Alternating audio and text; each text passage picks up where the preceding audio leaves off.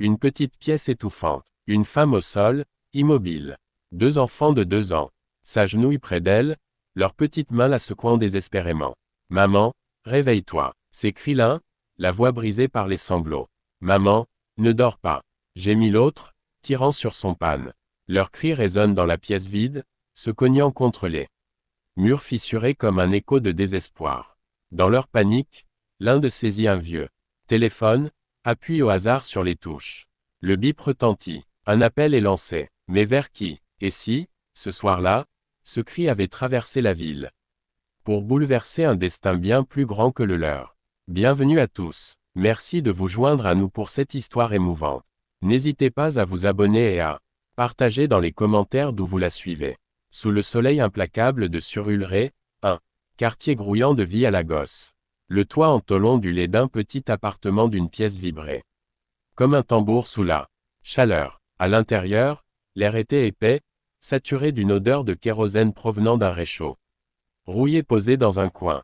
Une casserole de bouillie légère, presque liquide, mijotait doucement sur le feu, son contenu pâle reflétant la maigre réalité d'Amaka.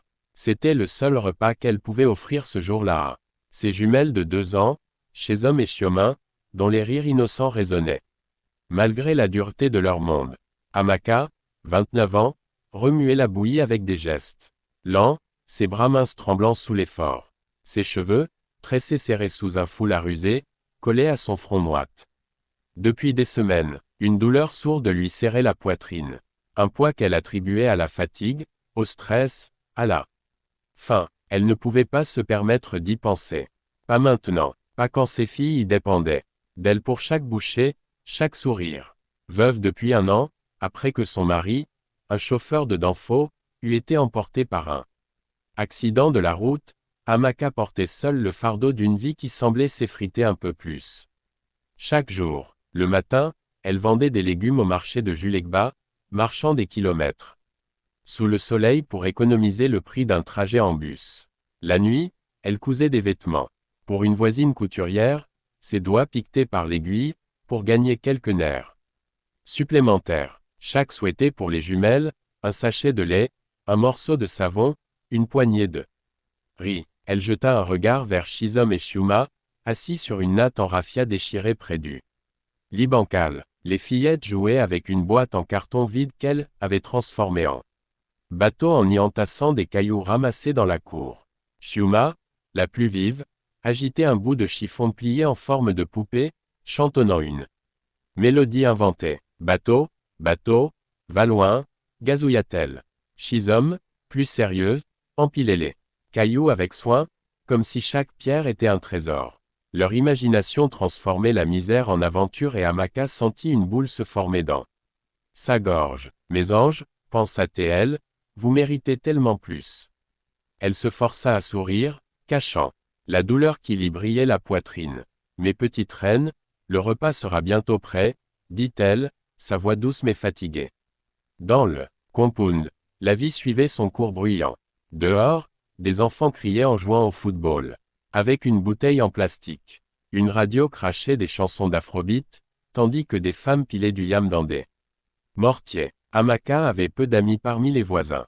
Certains, comme Mama Ngozi, une vendeuse de poissons, lui glissaient parfois une poignée de riz ou un oignon, un geste de solidarité. Silencieux. Tu es forte, Amaka, lui avait dit Mama Ngozi la veille, en lui tendant un petit sachet de tomates. Dieu voit tes efforts. Mais d'autres chuchotaient dans son dos leurs mots acérés. Comme des lames. Cette veuve, toujours à lutter. Pourquoi elle ne trouve pas un homme pour l'aider? Amaka les ignorait, mais chaque remarque creusait un peu plus le poids de son isolement. Elle ne voulait pas de pitié. Elle voulait seulement que ses filles y grandissent avec un avenir meilleur que le sien. Ce jour-là, elle avait marché 6 kilomètres sous un soleil de plomb. Pour vendre des ignamants marchés. Son dos courbaturé par le panier qu'elle portait. Revenue à midi, elle avait trouvé les jumelles endormies sur la natte, leurs petites mains serrées l'une contre l'autre. Elle s'était assise un instant, le souffle court, sentant son cœur battre trop vite. Juste la fatigue, se dit-elle, refusant d'écouter la peur qui murmurait au fond d'elle. Elle se leva pour préparer la bouillie, déterminée à tenir bon. Je ne peux pas abandonner, murmura-t-elle, jetant un regard vers les jumelles, qui s'étaient réveillées et reprenaient leur jeu. Shizome, toujours protectrice, haranguait le bateau pour que Shiyoma puisse y ajouter un caillou. De plus, c'est notre maison, Shiyoma, dit-elle avec sérieux. Les deux éclatèrent de rire. Amaka s'appuya contre le mur, une main sur la poitrine. La douleur revenait, plus forte cette fois, comme une main invisible qui serrait son cœur. Elle ferma les yeux, respirant lentement. Pas maintenant, pas devant elle. Elle ne voulait pas que ses filles voient sa faiblesse. Elle voulait qu'elle la voie comme leur roc, leur lumière. Mais alors qu'elle se penchait pour retirer la casserole du feu, une douleur fulgurante, comme un coup de poignard, explosa dans sa poitrine. Elle haleta ses jambes, ses dents sous elle. « Maman !» cria Shizome, sa voix enfantine teintée de peur. Amaka tituba, cherchant le lit, mais s'effondra lourdement sur le sol en ciment, son panant. Désordre, son souffle faible. La pièce sembla s'assombrir et les rires des jumelles se muèrent en cris de panique. Dans la petite pièce étouffante de Souroulré, le silence brutal qui suivit la chute d'Amaka fut brisé par les cris stridents des jumelles. La casserole de bouillie, renversée dans sa chute, répandait son contenu pâle sur le sol en ciment, formant une flaque collante près de son corps inerte. Amaka gisait, immobile, son panne coloré en désordre, son visage pâle et moine de sueur. Ses paupières étaient closes, sa poitrine se soulevant à peine, comme si chaque souffle était un combat. Shizome et Shima, figés un instant par le choc, fixaient leur mère avec des yeux écarquillés, leur petite poitrine se soulevant rapidement sous l'effet de la peur.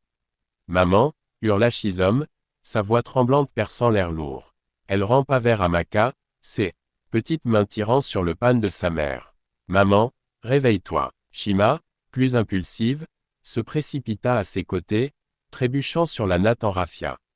Elle tapa doucement sur la joue d'Amaka, imitant un geste qu'elle avait vu une voisine faire à un enfant, qui s'était évanoui sous le soleil du marché. « Maman, ouvre les yeux !» cria-t-elle, sa voix aiguë brisée par des sanglots. Mais Amaka ne bougeait pas, son visage figé dans une pâleur inquiétante. Shizome, toujours la plus réfléchie des deux, tenta de soulever la tête de sa mère, ses petits bras tremblants luttant contre le poids. Elle avait vu Amaka le faire une fois avec un voisin malade, posant un linge humide sur son front. « Shima, de l'eau !» ordonna-t-elle, ses mots maladroits mais déterminés. Shima, les joues striées de larmes, courut vers le coin de la pièce où un seau en plastique contenait de l'eau tiède. Elle saisit un gobelet cabossé, renversant la moitié de son contenu dans sa hâte et revint. En titubant, ensemble, les jumelles essayèrent de verser l'eau sur le visage de leur mère, mais leurs mains tremblantes de failleur coulaient le liquide sur le sol, formant une nouvelle flaque à côté de la bouillie. « Maman, bois !» supplia Shima, pressant le gobelet contre les lèvres closes d'Amaka. Sans comprendre que sa mère ne pouvait pas répondre. Voyant que l'eau ne fonctionnait pas, Shizome, paniqué, se mit à souffler sur le visage de sa mère. Ses petites joues enflaient comme des ballons. Elle avait vu Amaka faire cela quand elle même avait eu de la fièvre, croyant que cela chassait la chaleur. « Maman, réveille-toi, s'il te plaît !» sanglota-t-elle, son souffle rapide et désespéré. Shima, à bout d'idées, se mit à crier à plein poumon, courant vers la porte ouverte de l'appartement. « Aidez-nous, quelqu'un !» hurla-t-elle dans la cour. Mais le compound était étrangement silencieux. Les voisins, partis au marché ou enfermés dans leur propre lutte, n'entendirent pas ces appels. Quelques enfants jouaient au loin, leur rire étouffé par le bruit d'une radio crachant des chansons d'afrobeat. Mais personne ne vint. De retour dans la pièce, Shima s'effondra près de sa sœur, ses petites mains serrant le bras d'Amaka. Les jumelles se blottirent l'une contre l'autre, leurs sanglots résonnant dans la pièce exiguë. « Maman dort trop fort !» murmura Shizome, sa voix étouffée par les larmes. Elle tapait doucement sur la main de sa mère, comme si ce geste pouvait la ramener. Shima, agité, balaya la pièce du regard, cherchant quelque chose, n'importe quoi qui pourrait t'aider. Ses yeux tombèrent sur le vieux téléphone Nokia posé sur le tabouret près du lit. C'était l'un des rares objets précieux d'Amaka, un appareil usé qu'elle utilisait pour appeler les clients du marché. Shima, sans comprendre ce qu'elle faisait, saisit le téléphone ses petits doigts. Pressant les boutons au hasard. L'écran s'alluma, émettant une faible lueur verte. Maman parle avec ça, dit-elle à Shizom, ces mots entrecoupés de hoquets. Shizom, voyant sa sœur tenir le téléphone, rampa vers elle et le prit à son tour. Elle avait vu Amaka le porter à son oreille, alors elle fit de même, imitant les gestes de sa mère. Allô, allô, maman tombe, aidez, cria-t-elle dans le combiné, sans savoir qu'un numéro avait été composé par hasard. Shima, collé à sa sœur, se remit à crier. Maman dort, venez, leur voix, brisée par la peur et la confusion, se mêlait en un cœur désespéré. Le téléphone, par un caprice du destin, avait connecté le rappel à une ligne à des kilomètres de là dans un monde qu'elle ne pouvait imaginer. Pendant plusieurs minutes, elle continuait à crier, à taper sur le téléphone, à tirer sur le pan de leur mère, leur petit cœur battant à tout rompre. Elle ne savait pas que leurs pleurs, portés par les ondes, allaient bientôt atteindre un inconnu qui changerait leur vie. Dans la pièce, le temps semblait suspendu. La télévision, restée allumée dans un coin, diffusait une publicité bruyante pour du savon, son volume bas contrastant avec les sanglots des jumelles. Un ventilateur cassé, abandonné sur une étagère, oscillait légèrement sous une brise chaude, entrant par la fenêtre ouverte.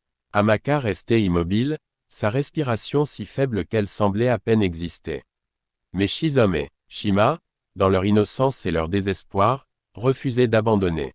Elles continuèrent à appeler, à crier, à espérer. Leur petite voix devint un phare dans l'obscurité. À des kilomètres de la petite pièce suffocante. Dessous roulerait, dans un gratte-ciel scintillant de Victoria Island, Kola Ademi, 36 ans, était assis. Derrière un bureau en chêne massif, entouré par le bourdonnement incessant de son empire technologique. Les murs de verre de son bureau offraient une vue panoramique sur Lagos, où les tours modernes scintillaient sous le soleil, symbole d'une richesse qu'il avait bâtie à force de travail et de détermination. À l'extérieur, ses employés s'agitaient des dossiers et des ordinateurs portables passant de main en main, tandis que des écrans projetaient des graphiques de croissance. Kola, PDG d'Aditech, était un homme que le monde enviait, milliardaire, respecté, puissant. Pourtant, dans le silence de son cœur, un vide persiste le rongeait, un écho de solitude qu'aucune réunion ou contraint ne pouvait combler. Il vivait seul dans une ville à tentaculaire à Ikoyi, ses soirées rythmées par le cliquetis des glaçons, dans un verre de whisky et le silence oppressant d'une maison trop grande. Ce jour-là, épuisé par une matinée de négociations tendues, Kola s'accorda à un rare moment de répit. Fermant les yeux pour échapper au chaos, il repensait à son enfance, un souvenir qu'il évitait. D'habitude, une petite maison à Muchin, des parents absents, et lui, à 8 ans, pleurant seul dans le noir. Après une dispute familiale, ce sentiment d'abandon qu'il avait enfoui sous des années de succès remontait parfois comme une vieille blessure. Soudain, son téléphone vibra sur le bureau, brisant ses pensées. L'écran affichait un numéro inconnu, un préfixe local qu'il ne reconnaissait pas. Kola fronça les sourcils, prêt à rejeter l'appel. Encore un démarcheur, pensa-t-il, agacé. Mais quelque chose, une intuition inexplicable, le poussa à décrocher. Il porta le téléphone à son oreille. « Allô, ici Kola Ademi » dit-il d'un ton sec habitué à l'efficacité. Silence. Puis, un cri perçant éclata dans le combiné, si brut et désespéré qu'il le fit sursauter. « Maman, maman, réveille-toi » C'était la voix d'un enfant, tremblante, entrecoupée de sanglots. Avant qu'il ne puisse répondre, une autre voix, tout aussi frêle, cria. « Maman tombe, aidez » Kola se redressa dans son fauteuil, son poussant accélérant. Les cris des jumelles, Shizom et Shoma, réveillèrent en lui ce souvenir d'enfance, lui, seul, appelant à l'aide sans réponse. Son cœur se serra, une vague de panique et d'urgence montant en lui. « Allô, qui est-ce ? Êtes-vous » demanda-t-il, sa voix plus forte qu'il ne l'aurait voulu. Mais les enfants ne pouvaient répondre clairement. À travers le combiné, ils entendaient leurs pleurs se mêler à chaos de sanglots et de mots brisés. « Maman dort, maman tombe » répétait une voix, tandis que l'autre criait simplement « Aidez ». En arrière-plan, Il perçut le bourdonnement d'une télévision, le cliquetis d'un objet tombant au sol et l'écho d'une pièce exiguë. Chaque son amplifiait l'urgence. Colas sentit une sueur froide perler sur son front. Ses enfants, où qu'ils soient, étaient seuls, terrifiés et leur mère était en danger. Il ne pouvait pas ignorer cet appel. Pas comme on avait ignoré le sien, des années plus tôt. Petit, écoute-moi, dit-il, tentant de garder une voix calme, malgré son cœur qui battait à tout rompre. Où êtes-vous? Peux-tu me dire quelque chose? Mais les jumelles, trop jeunes pour expliquer, continuaient de pleurer, leur voix comme des lames dans sa poitrine. Il se leva d'un bond, appuyant sur l'interphone de son bureau. Seguin, aboya-t-il. Son assistant, un homme mince aux lunettes épaisses, entra en trombe. Surpris par le ton de son patron. Monsieur, que se passe-t-il? J'ai reçu un appel. Des enfants, leur mère s'est effondrée. Fais venir l'équipe informatique tout de suite. Il faut tracer cet appel maintenant, ordonna Colas, son ton ne laissant place à aucune hésitation. Seguin, déconcerté, hocha la tête et disparut pour appeler l'équipe technique. Colas resta debout, le téléphone toujours collé à l'oreille, écoutant les pleurs des jumelles. Chaque sanglot ravivait ce souvenir d'enfance. Lui, criant dans une maison vide, espérant que quelqu'un viendrait. Pas cette fois, se jura-t-il. Je ne les laisserai pas seuls.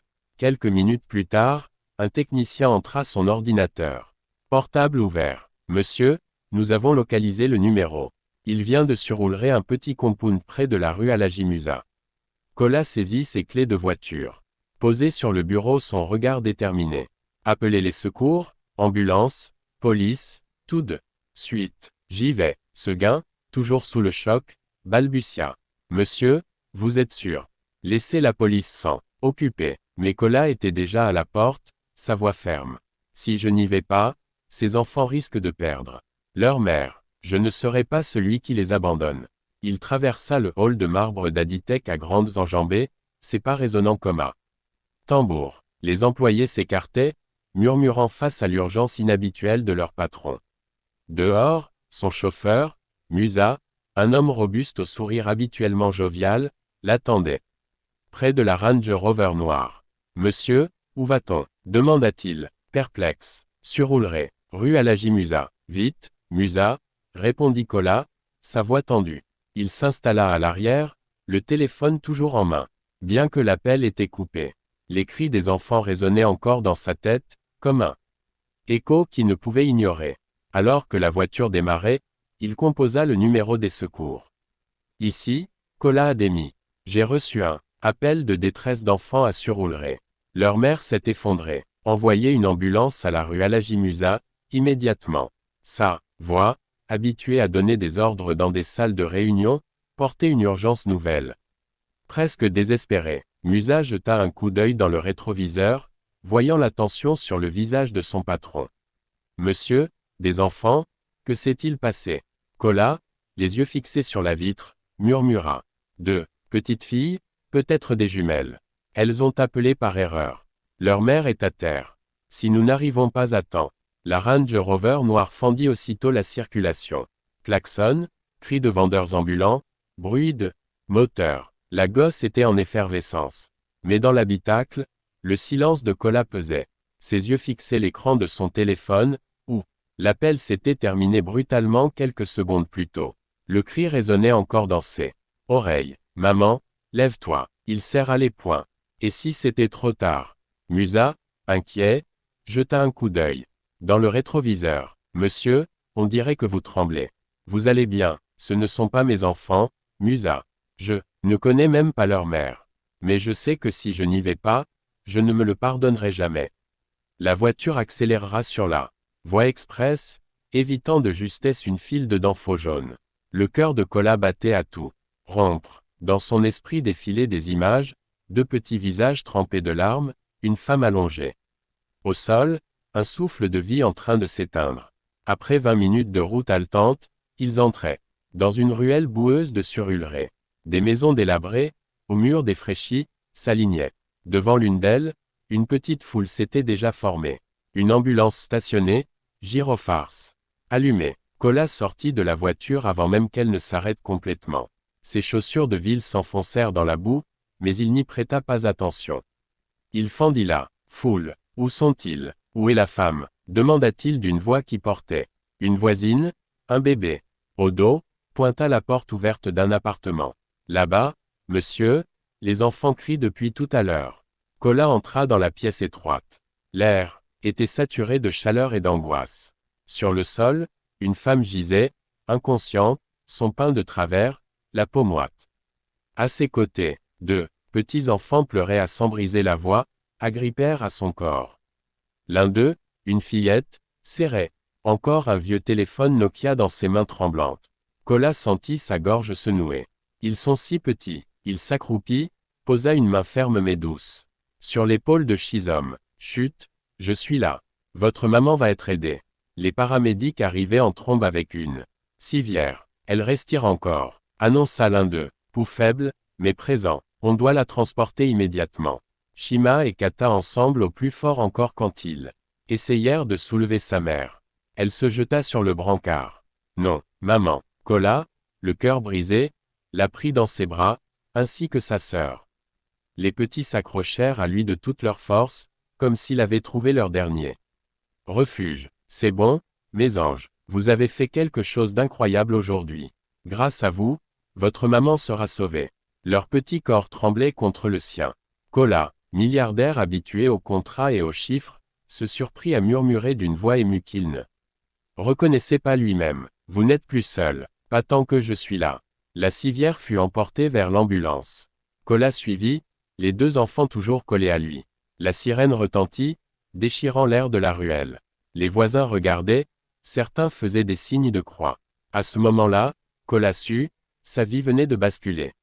À l'hôpital, les ambulanciers refirent rouler la civière d'Amaka vers la salle de réanimation. Une porte blanche se referma derrière eux. Colas tenta de suivre, mais une infirmière au regard sévère l'arrêta. Seulement le personnel médical, monsieur, je paierai tous les frais, dit-il rapidement, sa voix urgente. Sauvez-la, c'est tout. L'infirmière, surprise par son ton, hocha la tête et disparut. Dans la salle d'attente, Colas s'assit sur une chaise en plastique inconfortable. Les jumelles étaient toujours dans ses bras. L'endroit sentait le désinfectant et la fatigue. Les murs blancs, tachés par le temps, étaient éclairés par des néons vacillants. Des familles anxieuses attendaient autour de lui, leurs murmures se mêlant aux gémissements. Lointain d'autres patients. Chisholm, la tête posée contre son torse, serrait son pouce dans sa petite main. Chioma, cramponné à sa cravate, laissait échapper de petits hoquets, ses yeux mi-clos d'épuisement. Colas, habitué à contrôler chaque aspect de sa vie, des contrats au conseil d'administration, se sentait soudain impuissant. Il ne pouvait rien faire d'autre qu'attendre. Un sentiment qu'il détestait, un sentiment qui ravivait cette vieille blessure de son enfance à Muchin où il attendait, seul, que quelqu'un vienne. Les infirmières passaient, jetant des regards curieux à cet homme en costume coûteux tenant deux fillettes dépenaillées. C'est qui, celui-là? Chuchota l'une des là, une collègue. On dirait un homme d'affaires. Pourquoi il est ici avec ses enfants? Peut-être un parent éloigné, mais il a dit qu'il paierait tout. Les murmures glissèrent sur Colas, qu'il les ignora. Ses yeux restaient fixés sur la porte de la salle de réanimation. Chaque minute semblait une éternité. Chaque bruit de pas dans le couloir le faisait sursauter. Une vieille femme, assise à quelques chaises de là, l'observa longuement. Son visage ridé, encadré par un foulard usé, portait une sagesse tranquille. Elle serrait un chapelet en bois, ses lèvres murmurant une prière silencieuse. Finalement, elle se pencha vers Colas, sa voix rauque mais douce. « Monsieur, vous avez entendu leurs cris, n'est-ce pas ?» Colas tourna la tête, surpris. « Dieu récompense ceux qui écoutent les pleurs des enfants », ajouta-t-elle ses yeux brillants. « Vous êtes ici pour une raison. Une bénédiction viendra. » Colas esquissait un sourire tendu. Touché par ces mots mais trop inquiet pour répondre.